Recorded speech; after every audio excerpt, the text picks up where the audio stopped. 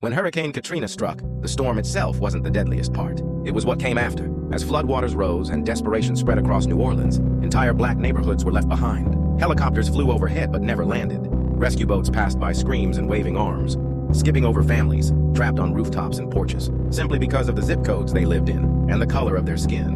The Superdome, meant to be a shelter, became a symbol of suffering as thousands were crammed inside with no food, no clean water, no security, and no answers. While FEMA fumbled and politicians pointed fingers, people were dying. But 20-year-old Jabbar Gibson didn't wait. With no training and no permission, he took the wheel of an abandoned school bus and filled it with over 70 evacuees, including kids, elders, and mothers with babies. He drove them 13 hours straight to Houston, dodging flooded roads, running on fumes, and beating every official rescue effort.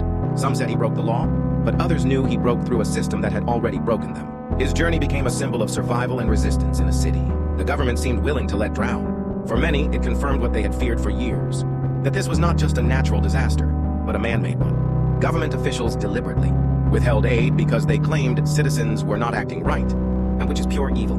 How can you expect people to remain calm when they are surrounded by death, rising water, and the fear of being washed away in seconds? Rumors of looting and violence were used as excuses to delay or deny help, while the media painted survivors as criminals instead of victims. Black residents were dehumanized and labeled Hurricane Katrina refugees as if they were not even American citizens. They were treated like outsiders in their own country, policed instead of protected.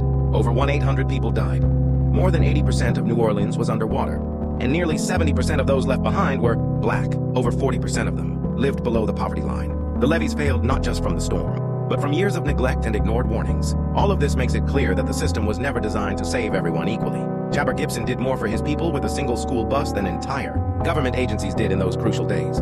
If you want to know the full truth, go watch the Hurricane Katrina documentary on Disney Plus or Hulu. It is heartbreaking, infuriating, and necessary. And follow me, because if I ever stop posting, you know exactly why.